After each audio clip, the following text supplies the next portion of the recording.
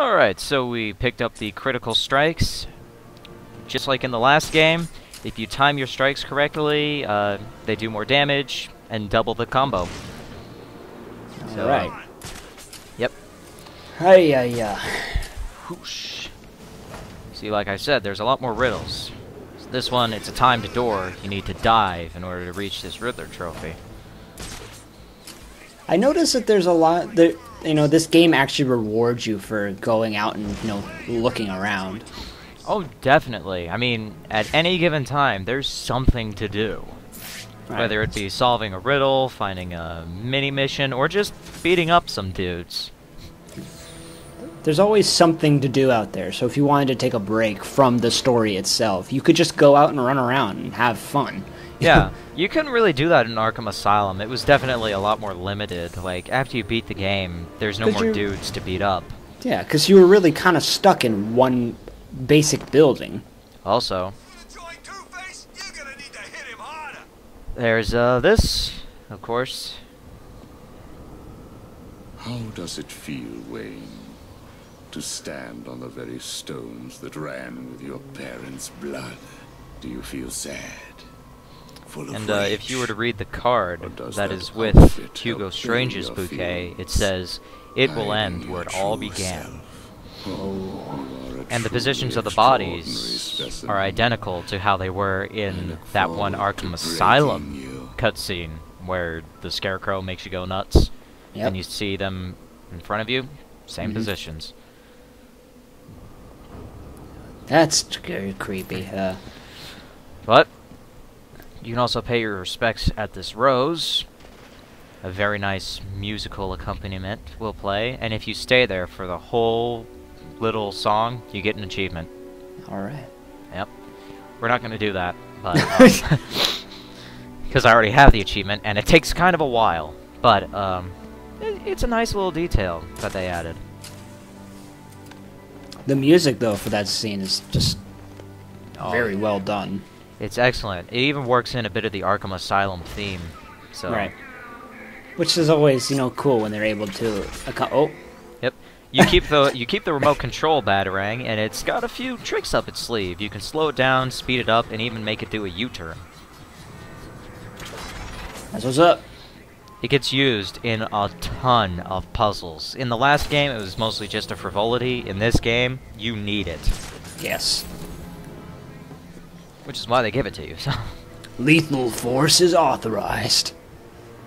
Which means we're just gonna sit here and watch you kick the shit out of everyone else around you. Yep, pretty much. There's a lot of mook chatter in this game. So much. And some of it is hilarious. Yes. Also, and I guess that oh, sorry, what? Also, you can use people as brakes for falling. Okay, there you go. I guess that's another thing that I really liked about this game is that the human element, even knowing that these are a bunch of mooks, they all have unique, voices. You hardly ever hear the same thing said over the radio twice. Yeah. Well, until you get into the end of the game where they have nothing new to say. Well, yeah, I mean, I'm talking about when you first start off the game. Yeah. You hardly ever hear the same person say, this type of, dialogue, and then say it right again, They'll usually keep going for a while, and that's kind of what adds to it. I like it. Yep. This game is better than Arkham Asylum in many respects. Right. Some people don't like it as much for some reason, but whatever. I guess some people I know a couple of people who didn't like it as much because they said the idea wasn't as original. And I say, I can understand what you're going for, but, this game does it so much better, though. Yep. And just the city as a whole is so well designed. It doesn't really seem like there's any clone-stamped buildings. Every building seems unique. Right. Especially depending on what turf it is. Mm-hmm. Oh yeah, it's definitely territorial. Like, it changes from place to place. Yeah, like, we're on Two-Face's turf, so you see a whole lot of Two-Face propaganda. On Penguin's turf, there's a lot of Penguin propaganda, and Joker's turf is just Joker.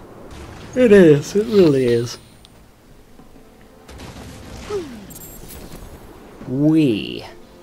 There's just so much hidden stuff. So much.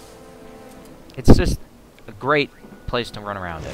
They must have had, you know, just a department just to say, okay, here's our rendered out map. Go hide stuff. Is this some kind of challenge? Whoop! Plus, combat in this game is just a lot of fun, as it was in Arkham Asylum. One thing is that they don't taunt you as much in combat, which is kind of not as fun, because I just liked hearing them shout, "I'll stick this up your ass," and then just take it from them and beat them up with it. And there you go.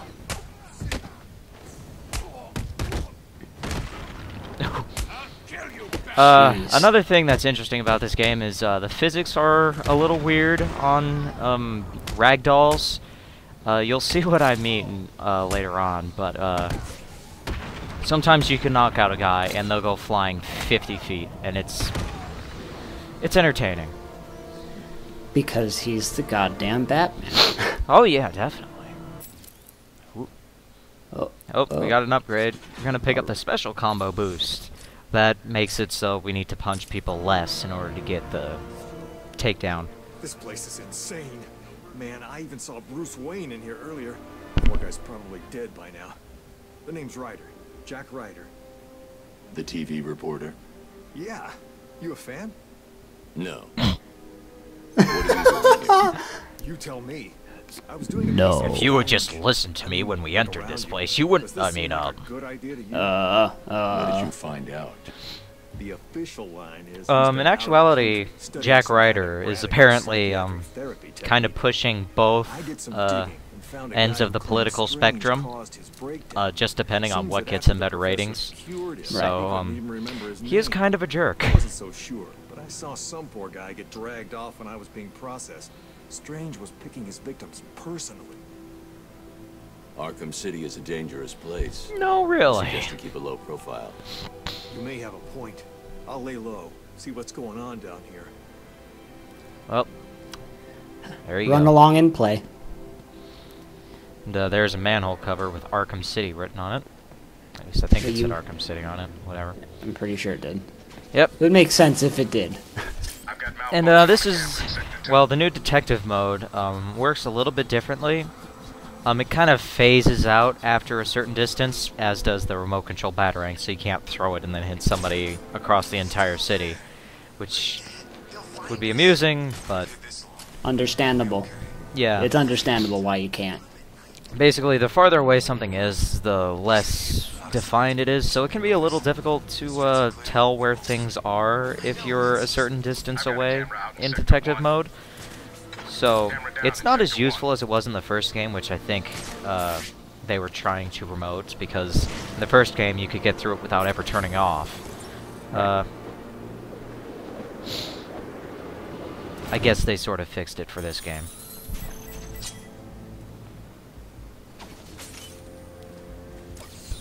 And we're going to be picking up a lot of these trophies at the start, just because it gets us a lot of upgrades really fast, and they're actually fun to find this time around.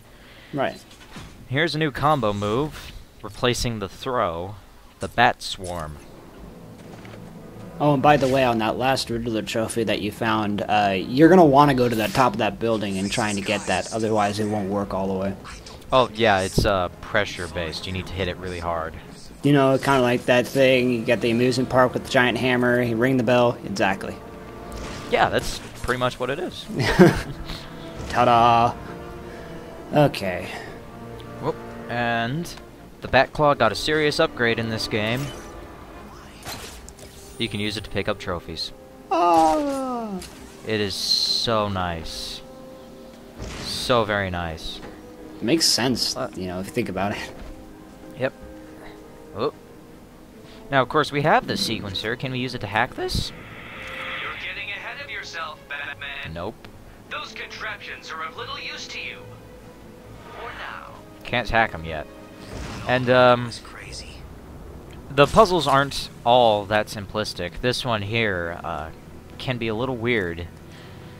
if, you know, it's your first time playing, you can use the explosive gel to hit these buttons, and you see 3 of them right away, so you think, oh, I've got to use all 3 explosive gels.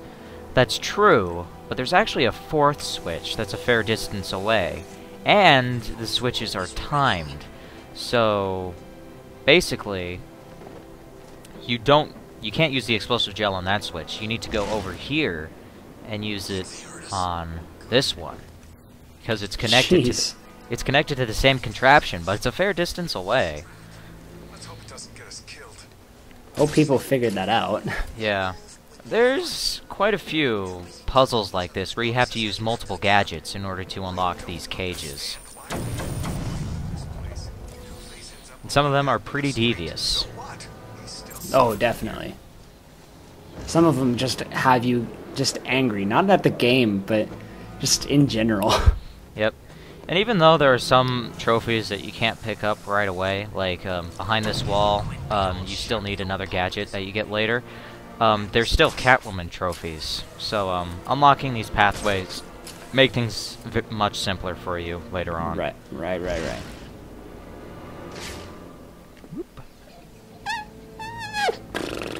Alright. And of course, shooting down the cameras with your batarangs. Camera down in sector 2. Now, Two-Face's turf is pretty much defined as Park Row at this point. The Penguin's turf is the Bowery, but his turf is dangerous to traverse early on because there's guys with guns. You can see like the orange blobs in Detective Vision. That means they have Some sort of weapon. Yeah, the weapons are a bit more varied in this game, I think. But yeah. I think orange is basically they have some sort of weapon. It's not necessarily a gun. It's a ranged weapon. Orange means they have a gun. Okay. Also, there's a whole bunch of side missions, like these guys being threatened. You need to save a lot of these guys throughout the course of the game. And the silent takedown can be transitioned into a knockout smash, which alerts nearby enemies, but is pretty handy for redirecting enemies. And of course, here's a tricky puzzle. Ooh. A gate will actually rise up after you hit the first switch, so you want to throw a batarang, then the remote control batarang, have it go slowly, and then hit the switch. Alright. So they definitely thought out a whole lot of neat ideas for puzzles in this game. Right. Kind of, you know, it jogs your brain a little bit, you know, so if you don't want to purely be a story goer, you could easily go and, you know, try and work your brain a little bit more by just going and running around the city, really. Yep. Here's an interesting puzzle. So, this cage, when you step on the switch that activates these switches, it closes, so you can't reach these switches. So, you gotta use the explosive gel on them. But, only one switch activates at a time. So, you gotta use the single detonator, which you keep from the first game. That's nice. You don't get the proximity detonator in this game, probably because there's a lot of advanced takedowns that make use of the explosive gel, and having it go off automatically would be kind of bad. But yeah, the single detonator does come in handy. Allows you to, you know, if you ever want to set up traps individually, you could then set them off individually. Yeah. There's a lot of uses for explosive gel. I've been using it a lot in recent playthroughs. More than I have ever, really. Like, there's not as many, like, mandatory breakdownable walls, but at the same time, explosive gel isn't really useless. Right. It's still, you know, given the right circumstance, it can still be very useful. I've got a camera out in sector 1. You know, like you said before, you know, like breaking up crowds that maybe are getting a little bit too overpowering. Oh, yeah. Detective Vision does highlight enemies with battering weapons, though. Right. This wall is breakable with my shoulder! You can see a lot of orange blobs. There are a lot of guys with guns. You want to be careful. Guys with guns are not friendly. Unless they're the police, but, you know, in this situation, I don't think they're gonna help you much. Yeah, I think the police would actually join the fighting. Ah, screw it. It's like, I'll help the inmates beat you up. Because obviously you're going against the law, vigilante scum. Yep. There's 12 cameras per district. So that's pretty handy.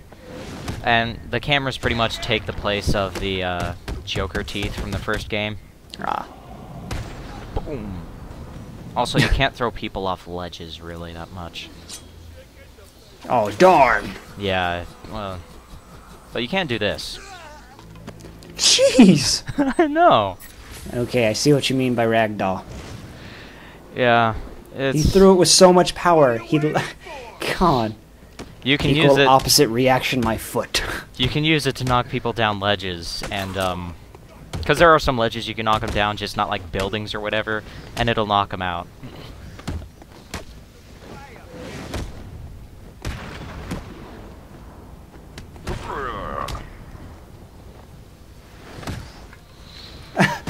Was that guy just laying down on the ground? I said no! Oink. I said no. Well, after we pick out our upgrade, that's the end of this part. And we're going to get the multi takedown, I think. Yes, this is a lot of fun. I'll go into more detail in the next part. Multiple!